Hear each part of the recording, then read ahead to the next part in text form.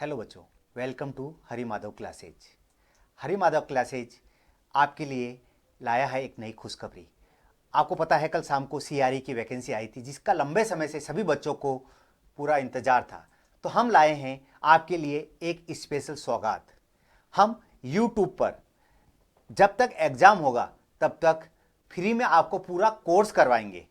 Plus हम अपने app पर आपको बिल्कुल कम रेट में लगभग 50 प्रैक्टिस पेपर यानी टेस्ट देंगे जहां आप अपनी तैयारी की जांच कर सकते हैं। ये हमारी विन्नी मैडम है जो आपको इस पूरी वैकेंसी के बारे में समझाएगी। जैसा कि सर ने बताया कि एक सीआरई एग्ज़ाम जो कि जिसका नोटिफिकेशन कल ही आया था, तो आप लोगों के लिए आज ही हमने सारा नोटिफिकेशन अच्छे से तैयार करवाया है ताकि आपको कोई भी दिक्कत ना हो। जैसा कि सर ने बताया कि पूरे के पूरे 50 दिन जैसे कि बचे हुए हैं उनमें पूरी तैयारी आपको यूट्यूब पे करवाई जाएगी। पूरे एग्जाम तक मैं आपके साथ में रहूंगी। आपको फुल रैपिड रिवीजन के हिसाब से उसी तरीके से वहां पर थ्योरी ज़्यादा नहीं होगी, ज़्यादा आपको डायग्रामेटिक समझाया जाएगा, पूरा आपको सिलेबस कवर करवाया जाएगा। साथ ही साथ जैसे सर ने बताया आप ऐप में हाथों हाथ रजिस्ट्रेशन करवा लीजिए, क्योंकि वहां पर आपको एक सेल्फ एनालिसिस टेस्ट भी मिलेगा जो कि एकदम फ्री है। और साथ ही साथ हम कुछ ही समय के अंदर आपके सामने एक मॉक टेस्ट सीरीज लेकर आएंगे जिसमें आप अपनी तैयारी कर सकते हैं। जैसे कि आपने यूट्यूब में क्लासेस पढ़ी, यूट्यूब में वहीं से क्लासेस पढ़ने के बाद में आप अपने जो एनालिसिस टेस्ट है यानी मैं कहूँ मॉक टेस्ट प्रिपेयर आप कर सकते हो। चलो आगे अब मैं पूरा नोटिफिकेशन आपको अच्छे से समझाती हूँ। ये एग्जाम में क्या आपको क्राइटेरिया है, कैसे एग्जाम का प्रोसेस रहेगा, कितनी कितनी पोस्ट आई है, वो सारा। बाकी आपको कोई भी डाउट हो आप मुझे कमेंट्स में बताना, हम उसको जल्दी ही सॉल्व करने की कोशिश करेंगे। तो चलिए शुरू करते हैं हमारे एग्जाम नोटिफिकेशन। बहुत ही आराम से धीरे धीरे सुनते रहना क्योंकि नोटिफिकेशन काफ़ी लंबा है, बट नोटिफिकेशन बहुत इंपॉर्टेंट है। ये नहीं है कि हमने एग्जाम का फॉर्म भर दिया और हम चले गए सीधा एग्जाम देने। उसी के बीच काफ़ी सारी इंफॉर्मेशन है जो कि बहुत ज़्यादा इंपॉर्टेंट है, तो ध्यान में रखना। चलिए अब बात करते हैं। सबसे पहले ये जो सीआरई एग्जाम है उसका नाम क्या है? Common recruitment test. यानी ये क्या है? जैसे कि जो सारी जो एम्स हैं यानी मैं कहूँ और भी सारी क्या एग्जामिनेशन जो इंस्टीट्यूट है मेडिकल, उन सारों ने एक साथ क्या कर लिया है, कंबाइन कर लिया है। और इसको जो एग्जाम कराएंगे वो हम आगे बताएंगे कौन इसको एग्जाम कंडक्ट, तो एक ही साथ सारा क्या हो रहा है, एग्जाम हो रहा है। इसलिए नाम क्या है? Common recruitment examination. बाकी डिसाइड अलग अलग एग्जामिनेशन जो इंस्टीट्यूट है वो करेंगे, बाकी एग्जाम एक ही जगह का सारा कॉमन होगा। अच्छा, इसका एडवर्टाइजमेंट वैसे तो बोला था कि 7/1/2025 में इसका बताया गया, बट ये वेबसाइट में आपको पता ही है थोड़ा सा डिले होकर आया है, इसलिए आज यहाँ पर हमने हाथों हाथ ही हमने नोटिफिकेशन लॉन्च कर दिया। चलिए अब स्टेप बाय स्टेप हम सारी चीजें देखते हैं, एग्जाम कब हो रहा है, कैसे हो रहा है, तो वो सारा। अच्छा, डिस्क्रिप्शन क्या दे रखा है? स्टार्ट कब है? ये 7/1/2025 यानी 7 जनवरी को स्टार्ट है और क्लोज कब है? 31 जनवरी को। ध्यान रखना क्लोजिंग डेट क्या है? 31 जनवरी है। अच्छा, उसके बाद में क्या बोला? Date of status application form of acceptance appear in examination. अगर मतलब 11 फैब तक आपके पास नोटिफिकेशन आ जाएगा कि आपका जो फॉर्म है वो सबमिट हो चुका है, मतलब उसके अंदर कोई प्रॉब्लम नहीं है। ठीक है, नेक्स्ट क्या बताया? डेट ऑफ करेक्शन एप्लीकेशन, ये कितना दे रखा है? 12 फरवरी से लेकर 14 फरवरी तक दे रखा है। अगर आपकी जो आपने फॉर्म भरा है वो सब तरीके से सही है, उसमें सारे आपके जो क्राइटेरिया दिए हुए हैं वो पूरे पूरे फुलफिल हो रहे हैं, उसके बाद में आपको 11 को मैसेज आ जाएगा। देन आपकी करेक्शन विंडो स्टार्ट हो जाएगी 12 फैब से लेकर 14 फैब तक। अच्छा, नेक्स्ट देखते हैं। Date of issue of admit card. Issue of admit card बताया जाएगा, वो इंस्टीट्यूशन की तरफ से खुद ही आपको मैसेज आ जाएगा, वो आगे बताया जाएगा कि कितने दिन पहले आपको एडमिट कार्ड मिल जाएगा। अच्छा, next state of skill test. अपने एमएलटी में स्किल टेस्ट नहीं है, बाकी वो अदर सारे एग्जामिनेशंस के लिए है कि उनमें स्किल टेस्ट होगा तो वो बता दिया जाएगा। डेट ऑफ एग्जामिनेशन सबसे ज़्यादा इंपॉर्टेंट, मतलब ये बहुत ज़्यादा जल्दी आई है और हमारे लिए बहुत ज़्यादा इंपॉर्टेंट है। क्यों? क्योंकि अगर आप 50 डेज तक कंटिन्यू एग्जाम की तैयारी करते हैं तो 50 डेज के बाद में आप मान लो आपका सिलेक्शन है, अगर आप हमारे साथ जुड़े रहते हैं। साथ ही साथ ऐसा नहीं है कि मैंने पढ़ा दिया तो मतलब ऐसा है कि हाँ मैम ने पढ़ा दिया बात खत्म, नहीं, आपको उसको पढ़ना पड़ेगा अच्छे से। अगर आप उसको अच्छे से खुद लर्न करोगे तब जाके आप उसको अच्छे से परफॉर्म कर पाओगे। ऐसा नहीं है कि मेरे ऊपर सारी, आप अगर उसको अच्छे से सारा वो करोगे कि हाँ ये सारी लाइन से मुझे इस तरीके से याद करना है, देन मुझे इसके प्रैक्टिस पेपर सॉल्व करने, एक पूरा प्रोसेस आप अच्छे से करोगे तब जाके हमारा सिलेक्शन होगा। मैं साथ ही साथ बताऊंगी किस तरीके से कैसे कैसे तैयारी करनी है, पेपर किस तरीके से परफॉर्म करना है, क्योंकि इसमें काफ़ी सारे नए फीचर्स ऐड हुए हैं, मतलब मैं कह दूं काफ़ी सारे नए नए रूल्स बने हैं इसमें, ठीक है। तो डेट ऑफ एग्जामिनेशन क्या है, 26 फैब टू लेकर 28 फरवरी, यानी 26 फरवरी से लेकर 28 फरवरी तक के बीच में एग्जाम होंगे। 3 दिन तक कंटिन्यू एग्जाम चलेंगे। अब वो आगे पता चलेगा कौन से डे कौन सा हमारा एग्जाम है। अच्छा, नेक्स्ट देखिए, अब हमारी बात करें पोस्ट की। देखिए काफ़ी सारी जो एम्स है ना, वो सारे अपने जो पोस्ट जो निकाल रहे हैं ना, वो अलग अलग निकाल रहे हैं। जैसे कोई उसको JMLT नाम दे दिया, किसी ने उसको लैब टेक्नीशियन किया, सारे पोस्ट अलग अलग है। तो मैंने क्या किया, एक आपके जैसे मान लो एम्स, काफ़ी सारी एम्स हैं, ठीक है, उन सारी एम्स में मैंने क्या किया, एक निकाल दी जो कि कॉमन है, ठीक है। जैसे JMLT, इसको मैंने कह दिया JMLT, यानी जूनियर मेडिकल लैब टेक्नोलॉजी। से सारी एम्स के लिए आया है, बट हमने जस्ट एक पोस्ट के लिए हम बात करें। हम सारी पोस्ट अगर देखेंगे बस उसमें एम्स चेंज हो रखी है। जैसे फॉर एग्जांपल यहाँ पर क्या दे रखा है, बिलासपुर दे रखा है ना, यहाँ पर क्या दे रखा है, एम्स न्यू दिल्ली दे रखा है। बस पोस्ट तो सेम है, बट ये क्या है, एम्स चेंज है, ठीक है। अब क्या है, अगर आप कोई भी एम्स के लिए JMLT पोस्ट पे अप्लाई करते हैं तो उसमें एज लिमिट क्या होगी, 18 साल से 27 साल। अगर आपकी एज 18 साल से 27 साल के बीच में है तो आप ये एग्जाम के लिए एलिजिबल हैं। साथ ही साथ क्वालिफिकेशन क्या दे रखा है, बहुत ही जरूरी है। देखिए ध्यान रखना, एक जगह पर लिखा हुआ होता है एसेंशियल, एक जगह पर लिखा हुआ होता है डिजायरेबल। देखो एसेंशियल मतलब ये तो जरूरी है ही है, ये वाली।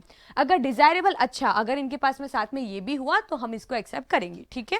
तो डिजायरेबल एक तरीके की, हाँ उनकी डिजायर है कि हाँ ये भी हो सकता है, नहीं भी होगा तो भी चलेगा, बट एसेंशियल जरूरी है। एसेंशियल देखते हैं अब क्या बता रहे हैं, हम यहाँ पर साइड में ही लिखते जाते हैं। देखिए 12+2 साइंस, यानी 12+2 यानी 10th और 12th जो क्या है, 12th क्या है हमारी साइंस से होनी चाहिए। साइंस में भी क्या होना चाहिए, फिजिक्स होना चाहिए, केमिस्ट्री होना चाहिए और बी यानी बायोलॉजी। PCB का स्टूडेंट होना चाहिए, PCM का स्टूडेंट नहीं होना चाहिए। यानी मैथ्स है तो वो स्टूडेंट नहीं कर पाएगा ये फॉर्म। जिसकी साइंस है, जिसमें साइंस में भी कौन सी, बायोलॉजी है। जैसे होता है ना, कोई कहते हैं साइंस ले रहे हैं, कोई PCM लेते हैं, कोई PCB लेते हैं, वैसे PCB वाला स्टूडेंट। साथ ही साथ 2 ईयर का रेगुलर डिप्लोमा, यानी साथ ही साथ इसमें क्या बोल रहे हैं, DMLT में क्या होना चाहिए आपका, रेगुलर होना चाहिए, ठीक है, रेगुलर डिप्लोमा होना चाहिए आपका। और साथ ही साथ of any government recognisation university और इंस्टीट्यूशन 1 ईयर। इसी के साथ आपका 1 ईयर का क्या चाहिए, आपको एक्सपीरियंस चाहिए होगा आपको, ठीक है। ये चीज ध्यान रखना आप। मतलब अगर आपने JMLT पोस्ट के लिए आप अप्लाई कर सकते हैं अगर आपने 10+2 आपका PCB है, साथ ही साथ आपका 2 ईयर का रेगुलर डिप्लोमा किया हुआ है, साथ ही साथ आपका 1 ईयर एक्सपीरियंस है। किसमें 1 year experience, 1 year experience in laboratory attached with the hospital having minimum 100 bed. ऐसा हॉस्पिटल जिसमें मिनिमम 100 बेड है, वो वाला ये क्या होना चाहिए, वहां का आपका क्या होना चाहिए, एक्सपीरियंस होना चाहिए। देन इसके साथ और साथ में जोड़ा है, अगर या तो आपके पास ये हो या आपके साथ क्या होना चाहिए, वही सेम 10+2 PCB यानी फिजिक्स केमिस्ट्री बायोलॉजी, ठीक है। साथ ही साथ वही इसमें BSc MLT चाहिए, यानी जिन स्टूडेंट ने BSc MLT किया हुआ है वो इस पोस्ट के लिए एलिजिबल है, यानी फ्रेशर है, उसका कोई एक्सपीरियंस नहीं मांगा। यानी अगर आपके बैचलर किया हुआ है BSc MLT तो आप एलिजिबल हो, साथ ही साथ आपका PCB भी है। और अगर आपने 10+2 किया हुआ है PCB में, साथ ही साथ आपके डिप्लोमा किया हुआ है, 1 ईयर एक्सपीरियंस है, तो आप इस पोस्ट के लिए एलिजिबल है। अब इसका ग्रेड पे देखो, ग्रेड पे लेवल क्या है इसका, 5th। अगर इसमें आपने अच्छी तैयारी कर ली, इन 50 दिनों में मेरे साथ अगर लगातार लगे रहो और साथ ही साथ ऐप में अगर आप टेस्ट देते रहो तो आपको कोई नहीं रोक सकता। बाकी देखो थोड़ी किस्मत भी होती है सॉरी टू से, बट थोड़ी बहुत किस्मत भी होती है, तो आप इसमें निराश मत होना, ठीक है। अपन पूरी जम के तैयारी करेंगे, ठीक है। तो ये हमारा फर्स्ट पोस्ट क्या है, JMLT, उसकी हमने बात कर ली, या तो ये होना चाहिए या हमारे पास ये होना चाहिए, ठीक है। अब नेक्स्ट पोस्ट देखते हैं, हमारी नेक्स्ट पोस्ट है लैब अटेंडेंट की, ठीक है। लैब अटेंडेंट पोस्ट है, एम्स बिलासपुर है, काफी और अदर एम्स हैं, बट हमने जस्ट एक पोस्ट को ले लिया। ये इसमें बहुत सारे हैं कैटेगरी, ठीक है। अब इसमें एज क्या दे रखा है, 18 to 27 एज है। अगर आपके 18 साल से आप 27 साल के बीच में हो तो आप ये फॉर्म भर सकते हो, ठीक है। इसमें ग्रेड पे कितना दे रखा है, 2 ग्रेड पे, अच्छा है, आप टेंशन मत लीजिए, एक बार सिलेक्शन करवाइए। ग्रेड पे इसमें 2 है। अच्छा, एसेंशियल क्या दे रखा है, 10+2 with science, diploma in MLT और डिजायरेबल, मैंने पहले ही बोला था डिजायरेबल यानी आपके पास एक्सपीरियंस है तो बढ़िया है, नहीं तो हम 10+2 डिप्लोमा से भी हम काम चला लेंगे। यानी 10+2 मैं लिख देती हूँ, 10+2 यानी पीसीबी में होना चाहिए हमारा। साथ ही साथ क्या दे रखा है, डीएमएलटी होना चाहिए, रेगुलर होना चाहिए, रिकॉग्नाइज यूनिवर्सिटी से होना चाहिए, डिजायरेबल अगर आपके पास 2 साल का एक्सपीरियंस है तो बढ़िया बात है, ठीक है। ये हमने बात कर ली लैब अटेंडेंट एग्जाम की, ठीक है। नेक्स्ट पोस्ट कौन सी दे रखी है, लैब टेक्नीशियन, यानी ये हमारी कौन सी हो गई, थर्ड पोस्ट हो गई, ठीक है। थर्ड पोस्ट क्या दे रखी है, लैब अटेंडेंट, एम्स भोपाल की दे रखी है, बाकी और भी अदर एम्स होंगी। अच्छा, एज कितनी दे रखी है इसमें, 21 साल से 30 साल तक, यानी लैब टेक्नीशियन में अगर आपकी एज 21 साल से 30 साल के बीच में है तो आप ये फॉर्म भर सकते हैं। बाकी समय कितनी थी, 18 से 27 थी, है ना। इसमें क्या दे रखा है, 21 से 30। अच्छा, इसमें ग्रेड पे देखो, 5th इसका ग्रेड पे है। अच्छा, एसेंशियल क्या दे रखा है, 10+2 साइंस होगी, ओके। देन 10+2 साइंस के साथ में इन्होंने क्या दे रखा है, डीएमएलटी दे रखा है, डिजायरेबल। ये चीज ध्यान रखना, क्या लिखा मैं यहाँ लिख देती हूँ। अगर आप लैब टेक्नीशियन के लिए अप्लाई कर रहे हो, 10+2 पीसीबी, देन साथ ही साथ आपका क्या है, डीएमएलटी, ये तो है आपके पास, बढ़िया बात है, कोई एक्सपीरियंस की रिक्वायर्ड नहीं है। काफी सारे स्टूडेंट्स है ना ऐसे बोलते हैं, ओ शिट हमने डीएमएलटी किया बट हमारे पास है ना एक्सपीरियंस नहीं है तो हमारा तो कुछ हो ही नहीं सकता। बहुत स्टूडेंट्स ऐसे होते हैं जो सोचते हैं अब डीएमएलटी के बाद में भी एक्सपीरियंस लेना पड़ेगा। अगर आप फ्रेशर हैं तो आप ये एग्जाम के लिए अप्लाई करिए। अगर आप नहीं भी आप पढ़ रहे हैं ना तो भी आप अप्लाई कर दो। क्यों, क्योंकि आपका क्या होगा, एक तरीके से आपको पता चलेगा कि एग्जाम होता कैसे है। एक होता है ना उस एग्जाम की सिचुएशन में बैठ के एग्जैक्टली फेस करना कि हम एग्जाम कैसे दे रहे हैं, वो भी बहुत इंपॉर्टेंट होता है और वो आपको हम प्रोवाइड करवाएंगे ऐप के अंदर। तो आप फ्री एनालिसिस टेस्ट तो ले ही लेना, बाकी अगर आपको पढ़ाने का तरीका समझ में आ रहा है तो आप ऐप में भी रजिस्टर कर सकते हैं, ठीक है। नेक्स्ट देखते हैं बीएससी एमएलटी। अगर इसके साथ में ये नहीं है तो, यानी मैं इसको ऐसे स्लैश कर देती हूँ, अगर ये नहीं है तो हम आप क्या हो, बीएससी एमएलटी, ठीक है। अगर आपके पास बीएससी एमएलटी है तो भी आप ये फॉर्म के लिए पोस्ट के लिए अप्लाई कर सकते हैं। अच्छा, नेक्स्ट पोस्ट क्या दे रखी है, एमएलटी, सेम एमएलटी की पोस्ट दे रखी है। ये किसके अंदर है, central armed police force institution of medical science, CAPFIMS में है।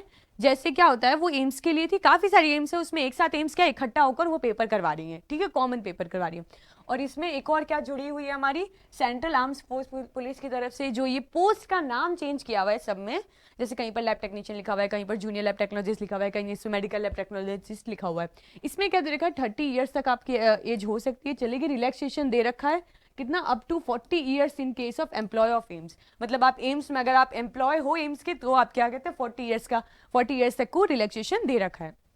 ऐसे इसमें ग्रेड पे देखो तुम, सबसे ज्यादा ग्रेड पे 6 ग्रेड पे दे रखा है इसमें, ठीक है। एसेंशियल क्या दे रखा है, bachelor degree in medical lab technologies, medical lab technology science for government university, यानी क्या है, बीएससी एमएलटी बोल रखा है, ठीक है। साथ ही साथ क्या दे रखा है, 2 ईयर्स रिलेवेंट एक्सपीरियंस, यानी आपको इसके साथ में 2 ईयर का एक्सपीरियंस होना चाहिए, ठीक है। 2 ईयर आपका एक्सपीरियंस होना चाहिए। हॉस्पिटल बेड सेम जैसे उसमें था 100 बेड, इसमें भी 100 बेड्स है। 2 ईयर रिलेवेंट एक्सपीरियंसेस, NABL अगर एक्रीडेटेड लेबोरेटरी है तो फिर उसमें आपका एक्सपीरियंस काउंट होगा, बट 2 ईयर्स का एक्सपीरियंस चाहिए ही चाहिए।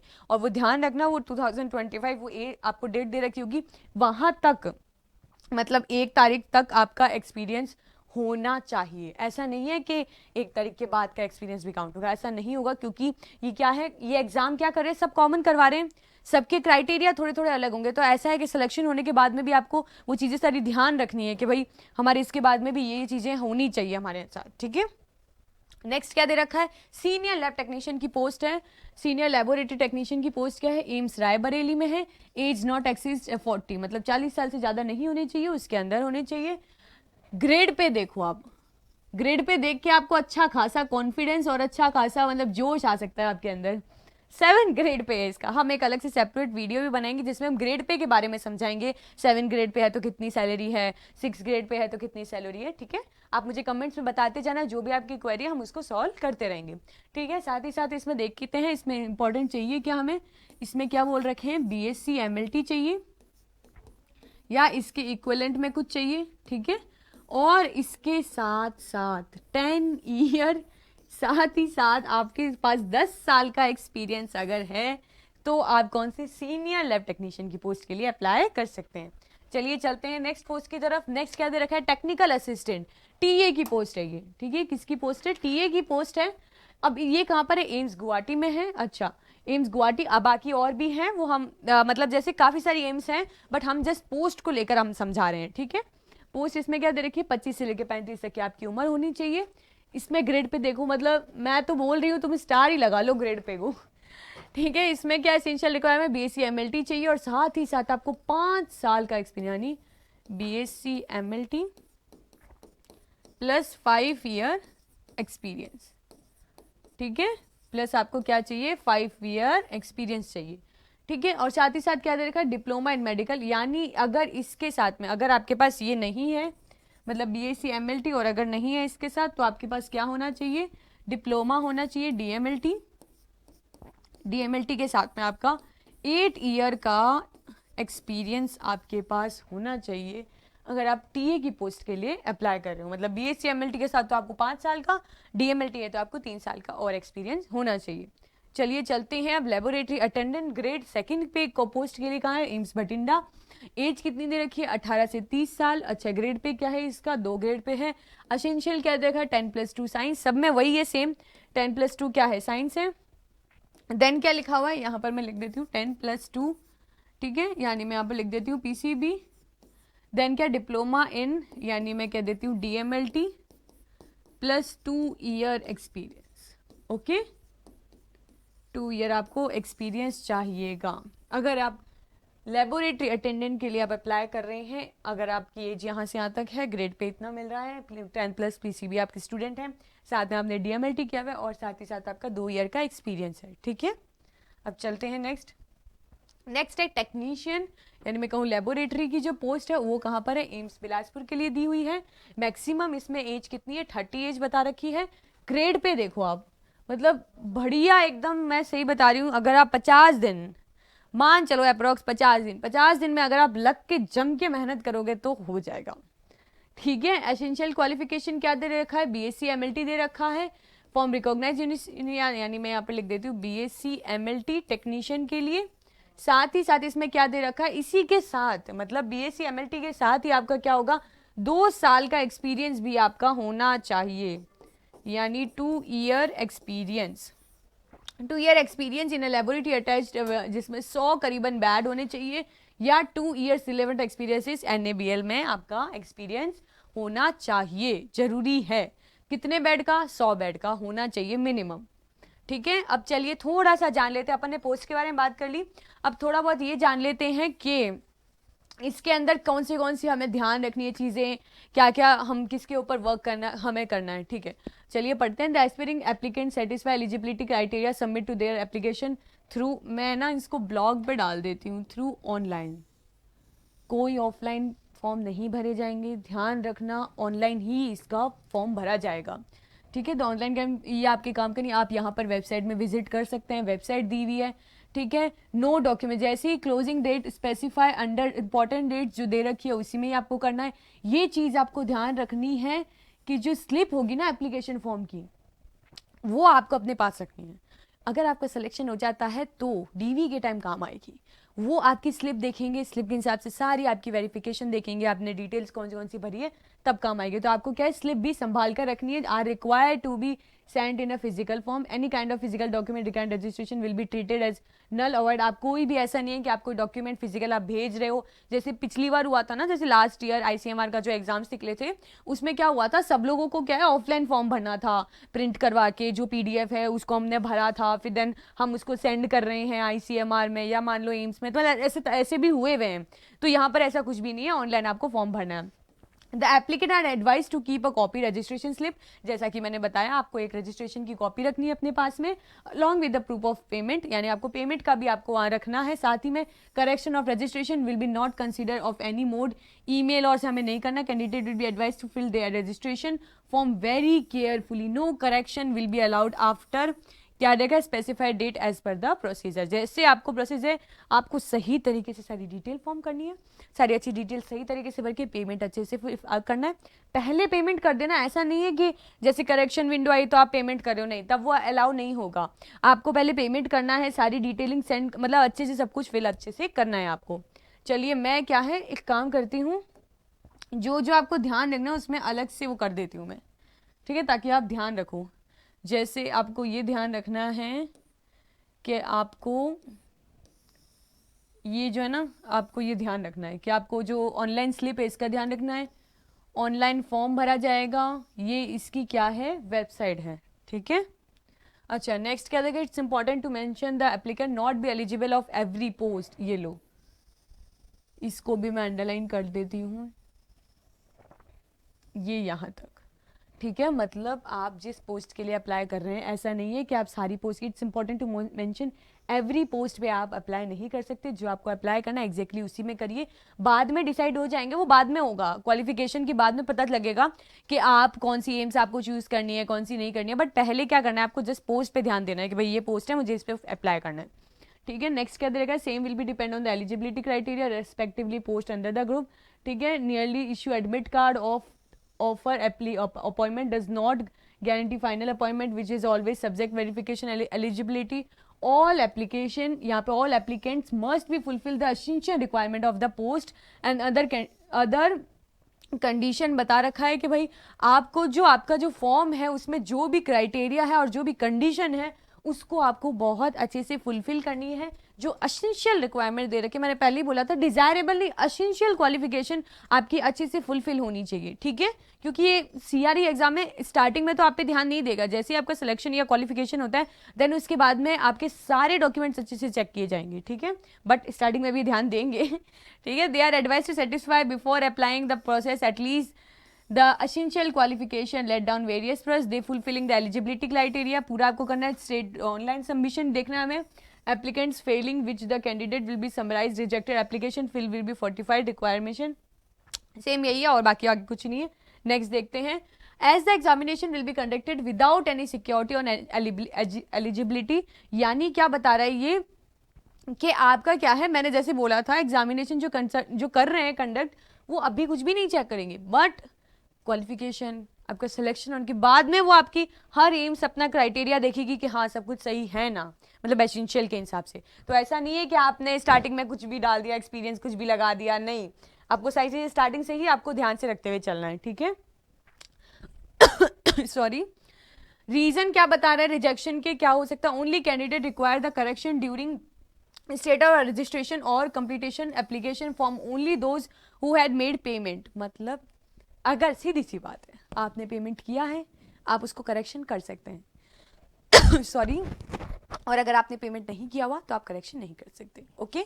तो अब चलते हैं हम नेक्स्ट, आगे क्या बता रहा है, एप्लीकेशन में note the further corresponding not be entertain और the resistance change the reservation category post. चलो नेक्स्ट क्या बता रहा है, the online portal application will be close new registration, जो आपको क्लोजिंग एंड डेट जो दी हुई है उसी में आपको ध्यान रखना है, ठीक है, जो मेंशन की हुई है।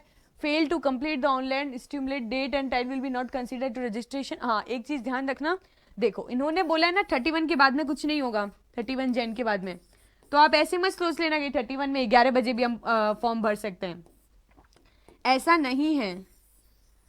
एम्स 5 बजे के बाद में क्लोज हो जाती है, ध्यान रखना इस चीज का, ठीक है, 5 बजे के बाद क्लोज हो जाएगी, तो आप ऐसे इस भरोसे में रहो तो मत रहना। नेक्स्ट इन्होंने क्या बता रखा है, candidate must ensure the image of photo, signature, thumb impression and should as per the guidelines mention, जैसी गाइडलाइंस दे रखी है सब उसके अकॉर्डिंग होना चाहिए। Uploaded image instruction given to general link where visible clearly preview as time filling out of the application in online mode, in photos, signature, thumb impression, image is not as per the instruction given to upload image instruction, in the case their application will be rejected। कुल मिला के आपको हर चीज का ध्यान रखना है, कोई भी चीज में कोई भी गड़बड़ी नहीं होनी चाहिए, चाहे वो फोटो हो, चाहे वो थंब इम्प्रेशन हो, चाहे वो सिग्नेचर हो, ठीक है, एकदम क्लियरली होना चाहिए सब कुछ। देन क्या दे रखा है, एक्सपीरियंस सर्टिफिकेट, अगर आपका एक्सपीरियंस सर्टिफिकेट है, जैसे आप किसी में था 2 साल का एक्सपीरियंस, किसी में 1 साल का एक्सपीरियंस था, किसी में 8 साल का एक्सपीरियंस था, किसी में 10 साल का एक्सपीरियंस था, तो क्या certificate of head organisation department entire experience to claim clearly mention duration employed, date होनी चाहिए इसमें, मंथ होना चाहिए, ईयर होना चाहिए, इंडिकेटिंग द बेसिक पे, सब कुछ लिखा हुआ होना चाहिए उस एक्सपीरियंस में, डेट, मंथ, ईयर, कितना आपका बेसिक पे था, सब कुछ। Certificate should also mention nature of duties perform, experience obtain the post and duration, सब कुछ अच्छे से लिखा हुआ होना चाहिए। नो ऑब्जेक्शन सर्टिफिकेट यानी एनओसी भी होना चाहिए आपके पास, जहां पर भी आप काम कर रहे हैं फॉर एग्जाम्पल इन्होंने क्या बोला, गवर्नमेंट जगह पे आप काम कर रहे हैं, ऑटोनोमस कोई बॉडी इंस्टीट्यूशन में जो कि फंडेड बाय गवर्नमेंट है, तो आपको इसका ध्यान रखना है। ठीक है, चलिए नेक्स्ट चलते हैं। नेक्स्ट क्या दे रखा है, एज रिलैक्सेशन। एज रिलैक्सेशन क्या दे रखा है, अगर ST SC है तो 5 ईयर्स का आपको रिलैक्सेशन है, OBC है तो 3 ईयर का रिलैक्सेशन है, एंड PWBD है तो 10 ईयर का आपके पास रिलैक्सेशन है। इस चीज का भी आप ध्यान रखिएगा। चलिए आगे हम बढ़ते हैं। OBC सर्टिफिकेट के बारे में बताया गया है कि 1 अप्रैल 2024 क्या दे रखा है आपको इसमें इनकम का भी ध्यान रखना है, एंड आपको सर्टिफिकेट में डेट का भी ध्यान रखना है। इन्होंने क्या बताया कि आपको सबसे पहले तो ये बताना है कि नॉन क्रीमी है कि क्रीमी है, ये आपको लिखा हुआ होना चाहिए, क्लियरली मेंशन होना चाहिए, ये चीज ध्यान रखना, क्रीमी है कि नॉन क्रीमी है OBC के अंदर। उसके बाद में क्या बता रखा है, जो फाइनेंशियल ईयर है वो क्या होना चाहिए, 31 मार्च 2025, इशूड फ्रॉम 1 अप्रैल 2024 से लेकर 31 जनवरी 2025 तक होना चाहिए। The applicant does not have OBC non clear certificate valid for financial year. Financial year का भी आपको बता दिया है कहाँ से कहाँ तक का होना चाहिए। जैसे आपका जो एक्सपीरियंस है, मतलब जो आपका OBC का सर्टिफिकेट है वो जिस ईयर का, उससे पूरा पहले वाले ईयर का ही तो आपका इनकम सर्टिफिकेट होगा, तो उसका भी आपको ध्यान रखना है कि वो कौन से ईयर का होना चाहिए, इसमें साफ दे रखा है। ठीक है, this additional certificate have must the reference he and already issued the original card certificate, original आपको अपलोड करना है उसमें।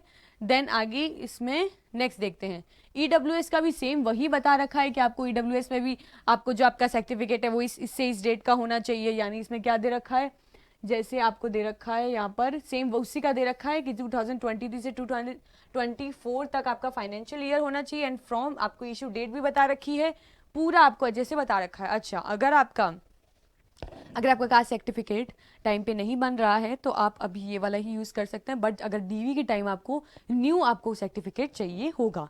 ठीक है, बट आप ट्राई करना कि आपका बन जाए। ठीक है, नेक्स्ट देखते हैं। अच्छा, PWBD का दे रखा है भाई, रिजर्वेशन PWBD का अगर फिजिकली हैंडीकैप्ड है मतलब, तो उनका क्या दे रखा है, 40%, नॉट लेस देन 40% इतना होना चाहिए उनके पास। जो सर्टिफिकेट है वो जो मेडिकल कमेटी है वो डिसाइड करेगी, वो अच्छे से पूरा चेक करेगी। ठीक है, कि मतलब पूरा 40%, मतलब नॉट लेस देन 40% होना चाहिए, पूरा चेकड होगा वो अच्छे से, तो उसको भी आप बहुत अच्छे से फिल करना। आपके पास सही तरीके से सर्टिफिकेट है वही आप उसको अपलोड करना। ठीक है, नेक्स्ट देखते हैं फीस। एम्स बहुत ज़्यादा फीस लेती है, बट हम क्या कर सकते हैं, हमारी फीस इतनी नहीं होगी, हमारी फीस बहुत ही कम होगी। आप उसको चेक कर लेना ऐप में, आपको पता चल जाएगा बहुत कम है फीस। ठीक है, जहां पर यहाँ पर दे रखी है फॉर्म की फीस 3000, इसकी तैयारी आपकी एकदम फ्री ऐप वो यूट्यूब पे होगी, और आपको इसके जो प्रैक्टिस पेपर है वो इससे तो मैं 50 गुना कम बता दूं आपको, इससे तो 50 गुना कम है। ठीक है, इस 50 गुना से भी ज़्यादा कम है, तो आपकी उससे तैयारी बहुत बढ़िया हो जाएगी। ठीक है, अब जनरल एंड OBC कैंडिडेट के लिए 3000 रुपीज़ है, ST और SC है तो उनका, और अगर साथ में EWS भी है उनकी फीस कितनी है, 2400 रुपये है।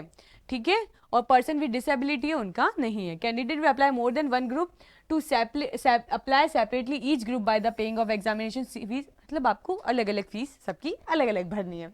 अगर आप 3-4 भर रहे हो तो 3000, 6000, 9000। ठीक है, अब नेक्स्ट इन्होंने क्या बताया, जो इंपॉर्टेंट बात है, अगर आप ST SC हैं तो अगर आप एग्जाम में बैठे हैं तो आपको रिफंड मिल जाएगा।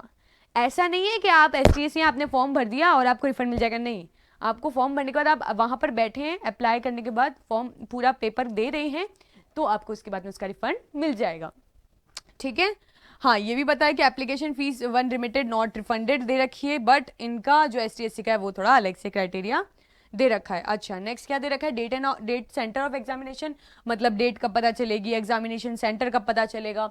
अच्छा, डेट ऑफ एग्जामिनेशन क्या दे रखी है, इन जनरल CBT टेस्ट जो प्लान कंडक्टेड बिटवीन 26 से लेकर 28 दे रखा। However AIIMS reserve the right conduct examination of any CBT written test of any other exam.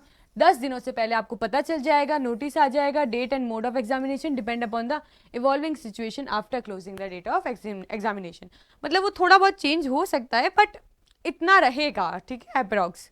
चलिए नेक्स्ट देखते हैं, एग्जामिनेशन सेंटर जितने भी मेजर स्टेट है वहां पर होगा। ठीक है, then AIIMS reserve the all right of allot any city, मतलब किसी को कहीं का भी मिल सकता है, कोई चीज की कोई गारंटी नहीं है, वो एम्स डिसाइड करेगा उसको कहाँ आपको पेपर दिलवाना है। ठीक है, साथ ही साथ थोड़ा घूम भी लेना पेपर होने के बाद में, सॉरी इस चीज को हटा दिया जाए चलिए आगे देखते हैं। AIIMS reserve the right of conduct examination in case, ये आपके काम का नहीं है, ये जस्ट ऐसे ही बताया गया है। चलिए नेक्स्ट देखते हैं एडमिट कार्ड। एडमिट कार्ड के बारे में क्या बताया, 3 दिन पहले आपका एडमिट कार्ड आ जाएगा, ठीक है, एंड आपको सिटी और स्टेट के बाद में 7 दिन पहले आपको बता दिया जाएगा, ठीक है। कहाँ पर एडमिट कार्ड रिलीज होंगे आपके, ये आपको वेबसाइट बता दी गई है। Candidate are required to download their admit card, AIIMS website, आपको वेबसाइट के बारे में बता दिया गया है, ठीक है। Then candidate are required to bring the admit card download from the website on the day of examination center, hand over invigilator to mark the your attendance, ये सब। Failing so many result cancellation of candidate separate admit card will be issue for skill test, यानी जो skill test है वो पहले तो बताया कि वो दिल्ली एनसीआर में होगा, बाकी हमारे एमएलटी वालों के स्किल टेस्ट नहीं है, तो आप उसकी टेंशन ना लें। सबसे इम्पॉर्टेंट चीज़, ठीक है, सबसे इम्पॉर्टेंट, अगर आप फॉर्म अप्लाई कर रहे हो तो आपके लिए बहुत इंपॉर्टेंट चीज़ है कि क्वेश्चन पैटर्न क्या आएगा, यानी पेपर पैटर्न क्या रहने वाला है, ठीक है। जो duration examination shall be 90 minute का क्या रहेगा, मैं यहाँ पर लिख देती हूँ 90 मिनट का रहेगा पेपर, ठीक है। 100 क्वेश्चन होंगे, 100 MCQ होंगे, और ईच MCQ वेट 100 MCQ होंगे, ऑफ ईच MCQ मतलब हर क्वेश्चन कितने मार्क्स का बता रखा है इन्होंने, 4 मार्क्स का बता रखा है।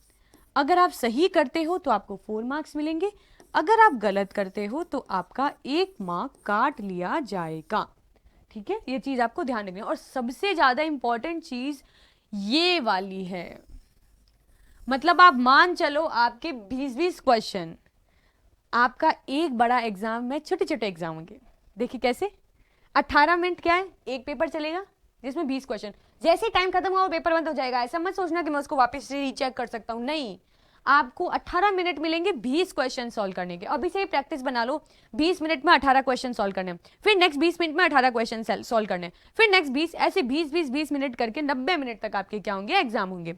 सॉरी 20 क्वेश्चन होंगे, यानी 5 बार होंगे आपका 20 क्वेश्चन 18 मिनट, 20 क्वेश्चन 18 मिनट, यानी देखो इधर देखो 20 क्वेश्चन 18 मिनट, ठीक है। फिर 20 क्वेश्चन, ये ऐसे खुलता रहेगा, ये वाला फर्स्ट आपने पूरा फिल कर लिया, नेक्स्ट 18 मिनट आपका टाइमर शुरू हो जाएगा, ठीक है। फिर 20 क्वेश्चन, ये थोड़ा अलग पैटर्न है, बट तुम लोग ऐसे सोचो छोटे छोटे 20-20 क्वेश्चन के हमारे टेस्ट होंगे, ठीक है। फिर 20 क्वेश्चन कितने होंगे, 18 मिनट, ठीक है। कितने होंगे, 4, फिर 20 क्वेश्चन 18 मिनट, ठीक है। ये अपन को ध्यान रखते हुए चलना है। अभी से ही प्रिपरेशन ऐसे कर दो, जैसे नीट के टाइम में तुम लोगों को पता होगा कि जैसे हम लोगों को पता चल जाता ना इस टाइम एग्जाम होगा, जैसे दोपहर को होगा, तो हम लोग क्या करते थे, दोपहर को नींद लेते नहीं थे, ताकि भाई अगर हम एग्जाम वाले दिन अगर हमारे दोपहर को दें तो हमारे नींद नहीं आनी चाहिए, तो हम उस टाइम अपने ब्रेन को एक्टिव करते थे। तो इसी तरीके से अपने ब्रेन को एक्टिव कर लो कि हर 18 मिनट के अंदर हमें 20 क्वेश्चन सॉल्व करने हैं, ठीक है। और इसमें क्या जानने वाली इंफॉर्मेशन है, 25 क्वेश्चन क्या होंगे, अपनी जनरल नॉलेज से रिलेटेड होंगे, एप्टीट्यूड होगा, नॉलेज ऑफ कंप्यूटर होगा, 25 क्वेश्चन, यानी 25 क्वेश्चन 100 में से। बहुत बढ़िया चीज है ये आपकी बार, क्योंकि आजकल क्या होता है 40-60 रेशियो चलता है, यहां पर 25 क्वेश्चन क्या दे रखे, GK, aptitude, knowledge of computer. Then जो हमारे 75 क्वेश्चन है, ये हमारा सबसे मेन इंपॉर्टेंट पार्ट। हाँ, इसमें भी कमांड होनी चाहिए, क्योंकि अगर आप ये तो सारे स्टूडेंट के लगभग सेम हो, इसमें भी आपको उतना ही ध्यान देना है। वो ही हम यूट्यूब पर जल्दी ही करवाएंगे।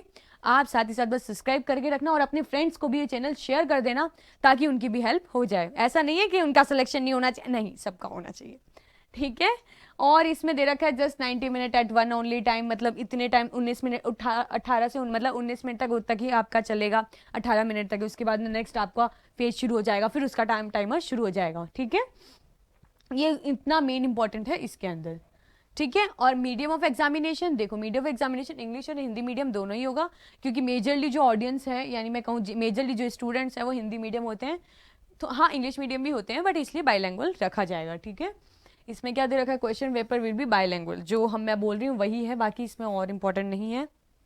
No request to change the, नहीं, आप ये देख लो हिंदी मीडियम इंग्लिश मीडियम दोनों होगा, ठीक है।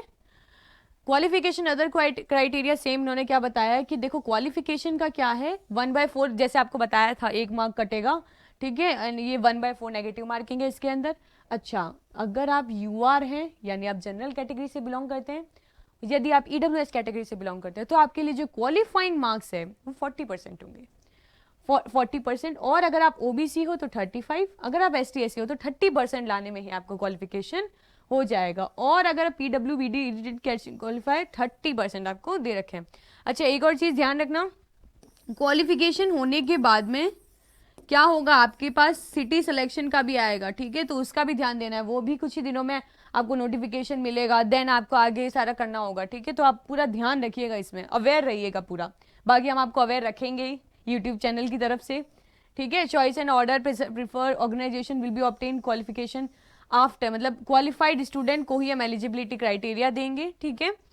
In participant any do not option any participant organization will be not consider as respectively दे रखा है इन्होंने। अच्छा, इसी के साथ साथ हमने यहाँ पर हमने ये अनाउंस भी कर दिया है, तो ये हमारी जिम्मेदारी है कि आपको सही तरीके से सारे क्वेश्चन आंसर प्रोवाइड करवाए जाए, और आपकी जिम्मेदारी है सही टाइम पे ऐप को रजिस्टर कर लीजिए, और साथ ही साथ आप इसके टेस्ट को भी करने हैं, वो हम धीरे धीरे आपको टाइम बाय टाइम आपको डालते रहेंगे सारे टेस्ट।